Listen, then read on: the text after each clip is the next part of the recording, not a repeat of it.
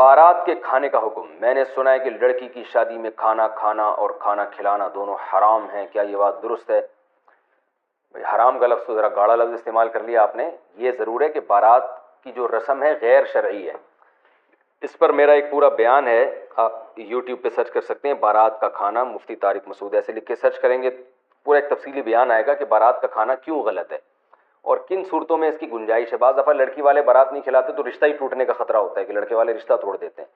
تو جب رشوت مجبوری میں اپنے حق کے وصولی کے لیے دینا جائز ہے تو ایسی مجبوری میں بارات کا کھانا کھلانا بھی جائز ہوگا، یہ سوچ کے کہ یہ ایک رشوت ہے جو ان کمبختوں کو، جو لڑکے والے ہیں نا کمبخت بھوکے، جن کو زندگی میں کبھی کھانے کو نہیں ملا، ان کمبختوں کو خوش کرنے کے لیے آپ بارات کا کھانا کھلا رہے ہیں تاکہ یہ کمبخت رشتہ نہ توڑیں۔ لیکن یاد رکھو بارات کا کھانا یہ غیر شرعی رسم ہے۔ اسلام نے ہمیں بتا دیا ہے کہ نکاح کے موقع پر خرچہ صرف اور صرف مرد کا ہوگا، کہیں بھی عورت کا خرچہ نہیں ہوگا کسی بھی عنوان سے۔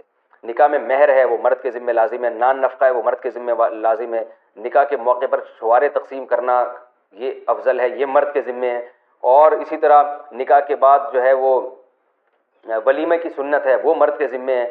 تو جتنے بھی نکاح کے موقع پہ خرچے شریعت نے ڈالے مرد پہ ڈالے ہیں، لڑکی یا لڑکی کے باپ پہ کوئی خرچہ نہیں ہے۔ آج بھی آپ دیکھ لیں عرب کے تیل کے کنویں ہوتے ہیں، بڑے بڑے کروڑ پتی ہوتے ہیں، مگر بیٹی کی شادی پہ ایک چائے کی پیالی کا بھی خرچہ نہیں ہوتا۔ تو یہ ہمارے معاشرے میں جو ہندو لوگ ہیں ان سے ہمارے معاشرے میں آئی ہے بات۔ ہندو بھی بیان سنتے ہیں تو بھائی آپ کو معذرت، ایسی باتیں میں کر رہا ہوں، لیکن بہرحال کیونکہ ہندوؤں کا ایک کلچر رہا ہے تو ہم بہت عرصہ ہندوؤں کے ساتھ رہے ہیں تو کچھ چیزیں ہمارے اندر ہندوؤں میں آئی ہیں، ہندوؤں سے ٹرانسفر ہوئی ہیں مسلمانوں میں۔ تو یہ بارات کا کھانا اور یہ جہیز وہیز بھی وہیں سے آیا ہے، ورنہ اسلام میں نہ جہیز ہے نہ بارات ہے، اور ہمیں صحابہ اور آج بھی عرب میں بھی نہیں ملتا جہیز ہمیں، اور نہ بارات ملتی ہے۔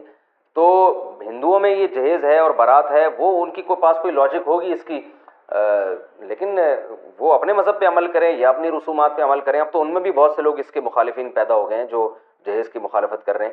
تو اسلام میں کوئی بھی خرچہ عورت پر نہیں ہے کہ وہ لڑکی یا اس کے باپ پر نہیں ہے، تو سارے خرچے مرد کے ذمہ اللہ نے لگائے ہیں۔ تو یہ جو بارات کی رسم ہے یہ بھی غیر شرعی ہے۔ لوگ کہتے ہیں اتنے بارات آئے گی تو اس کو کھانا کھلائے بغیر بھیج دیں، وہ تو بھوکے چلے جائیں گے۔ تو بات یہ کہ اتنی بارات آئے گی کیوں، یعنی بلائیں گے کیوں آپ اتنے لوگوں کو؟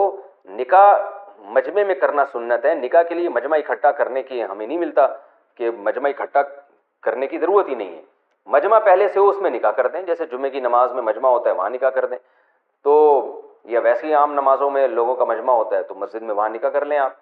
تو جو لڑکی کے قریبی رشتہ دار ہیں، جو ابا چاچا ماموں وغیرہ جو بہت ہی قریبی ہیں یا اس کی بہنیں وغیرہ، وہ آ جائیں اس میں شرکت کریں اور کھجور کھا کے چھوارے کھا کے پتلی گلی سے نکل جائیں۔ وہ وہاں دھرنا مار کے بیٹھنے کی ضرورت نہیں ہے۔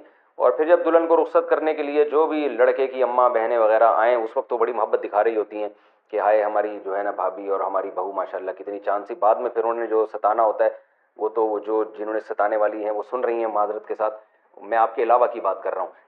تو اس وقت تو بڑی محبتوں سے وہ آ رہی ہوتی ہیں، تو وہ جب محبت سے آئیں رخصتی کے لیے تو 5-6 افراد آ جائیں لڑکے کے گھر سے، تو اگر کھانے کا ٹائم ہو تو ان کو کھانا کھلا دیں، چائے کا ٹائم ہو تو چائے پلا دیں، پان گٹکے کا ٹائم ہو تو پان گٹکے پہ گزارا کریں اور ان سے کہیں کہ اب پتلی گلی سے نکل جاؤ۔ تو یہ جو W11 بھر بھر کے باراتوں کی جا رہی ہے نا، یہ خود غیر شرعی رسم ہے۔ تو دلہن کو اٹھانے کے لیے اتنی 4-4 5-5 بسوں کے آنے کی ضرورت نہیں ہے۔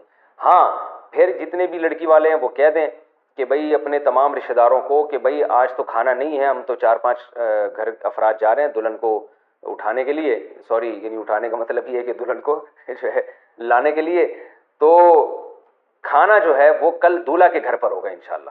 یعنی لڑکی والے پوچھتے ہیں نا کہ کھانا کہاں گیا، وہ بارات کہاں ہے، تو آپ کہیں کہ وہ سب کل پہنچ جائیں وہاں ڈائریکٹ دولہا کے گھر، کیونکہ اس کو اللہ نے ایک نعمت دی ہے، دلہن یہاں سے وہاں جا رہی ہے، ان کے گھر میں ایک فرد کا اضافہ ہو رہا ہے۔ تو اسلام میں تو گھر میں فرد کا اضافہ ہو اس کو پسندیدہ سمجھا گیا ہے۔ تو اس خوشی میں کل ہمارا جو داماد ہے یا جو دولہا بھائی ہیں وہ انشاءاللہ سب کو کھانا کھلائیں گے۔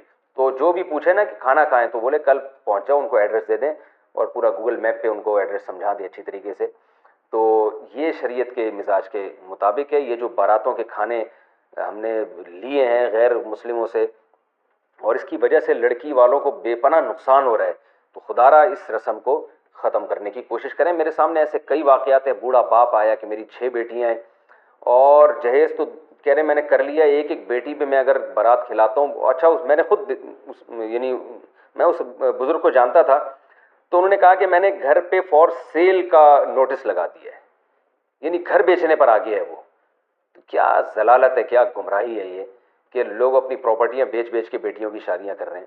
ہم نبی صلی اللہ علیہ وسلم کی سیرت دیکھتے ہیں تو ایک دھیلا بھی خرچ نہیں ہوتا تھا. یہ جو حضرت فاطمہ کا جہیز تھا یہ حضرت علی سے پیسے لیے گئے تھے اور کچھ چیزیں آپ صلی اللہ علیہ وسلم نے ان کو بنا کے دے دی.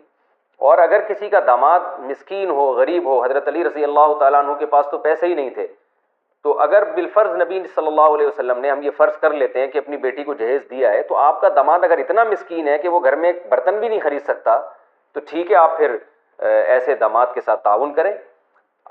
آج تو ایسے غریب کو بیٹی دی نہیں جاتی ہے. میں یہ کہہ رہا ہوں کہ اگر کوئی داماد بہت غریب ہے نا، تو پھر آپ داماد کے ساتھ تعاون کی نیت سے بچی کو جہیز دے دیں آپ. لیکن غریب ہے تو پھر اس کو بیٹی کون دے گا؟ جہیز تو بات کی چیز ہے.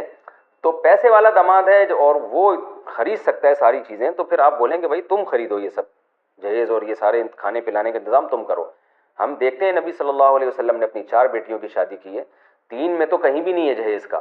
حضرت فاطمہ رضی اللہ تعالیٰ عنہ کے ساتھ جو تعاون تھا تو بہت سے علماء کہتے ہیں وہ حضرت علی ہی سے ایڈوانس میں پیسے لیے گئے تھے، اور اگر نبی نے خود دیا تھا تو وہ حضرت علی کی غربت اور مسکنت کی وجہ سے کہ بیٹی جا رہی ہے حضرت علی رضی اللہ تعالیٰ عنہ کے گھر میں اور حضرت علی کے پاس برتن بھی نہیں تھے، غربت تھی، قربانی تھی، ہجرت کر کے آئے تھے.